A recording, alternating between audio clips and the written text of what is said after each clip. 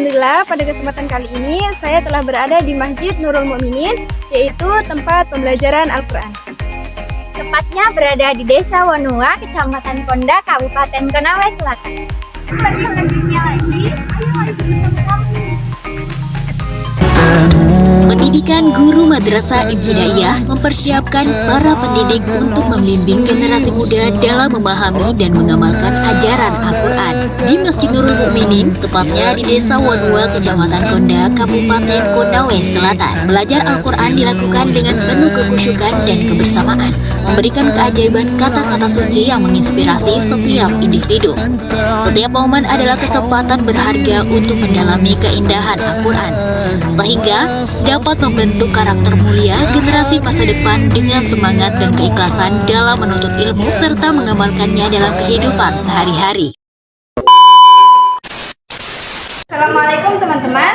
Alhamdulillah pada kesempatan kali ini saya telah bersama dengan pengasuh pembelajaran Quran, yaitu Ibu Iis. Terima kasih atas waktunya.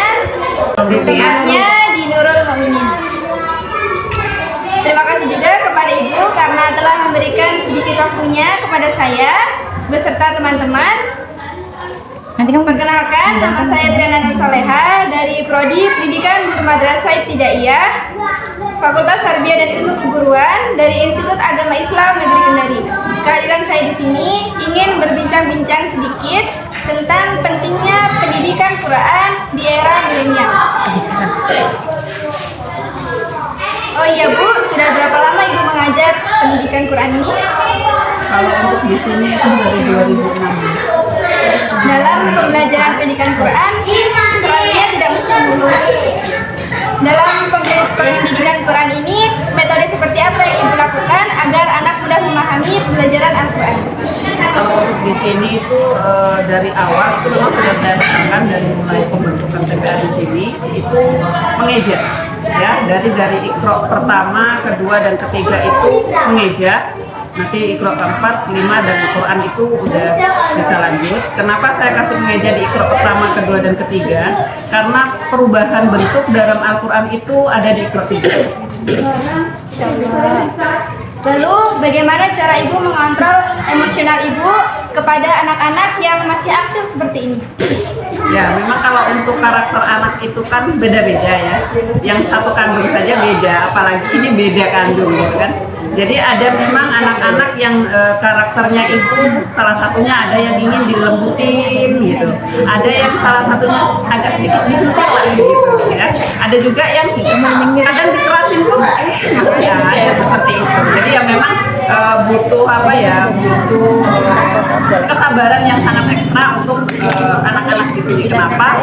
Karena kalau untuk di sekolah formal itu kan bisa saja dalam pendidikan itu 1 tahun 2 tahun ketemu dengan murid yang sama. Tapi kalau di TPK itu beda ya. Bisa saja sampai 3, 4 tahun, 5 tahun masih ketemu dengan murid yang sama. Lalu dari sisi mana Ibu melihat bahwa anak-anak ini sudah bisa dalam menangkap materi yang Ibu berikan? Kalau untuk materi yang diberikan sesuai dengan, biasanya sih umur nggak jadi patokan ya untuk mereka bisa menangkap pembelajaran. Bisa saja yang lebih kecil itu bahkan mungkin lebih bisa menerima pelajaran lebih cepat. Ada juga yang besar bahkan mungkin lebih lelet gitu, bahkan lebih nguras tenaga yang besar sih daripada yang kecil kalau untuk menurut saya gitu kan, seperti itu. Di era globalisasi ini kan sudah banyak gitu teknologi yang mempengaruhi anak seperti game online. Lalu strategi seperti apa yang Ibu lakukan agar anak-anak ikut serta dalam proses pembelajaran Al-Quran?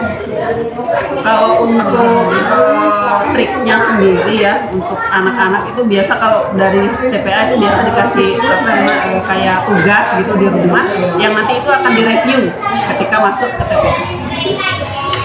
Menurut Ibu, penting nggak sih seorang tokoh masyarakat atau seorang guru ngaji dalam membentuk karakter anak?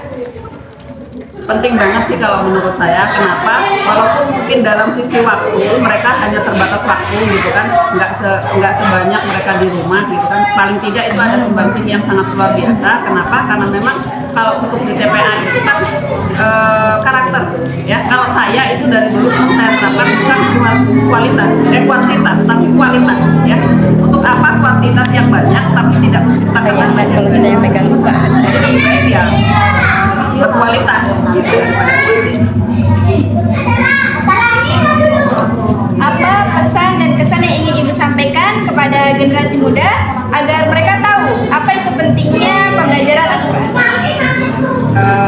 Pesannya ya berbagi ilmu sih sebenarnya, karena nggak harus nunggu nanti lulus, nggak nunggu pinter dulu gitu kan, karena belajar itu kan pepatah mengatakan belajar itu dari ayunan sampai ke liang lahat. Bahkan mungkin kalau sekarang dari kandungan ya, karena memang diterapkan sekarang itu dari kandungan sampai mungkin liang lahat seperti itu. Jadi kalau untuk menunggu pinter baru ngajar, kayaknya nggak bisa. Jadi kalau untuk kayak adik-adik itu sekarang, sampaikanlah wawasannya satu.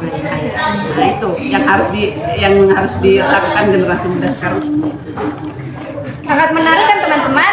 Alhamdulillah perbincangan hari ini saya juga berterima kasih kepada Ibu karena telah memberikan ilmu yang sangat bermanfaat. Saya tutup perbincangan hari ini dengan membaca hamdalah. Alhamdulillahirabbil alamin.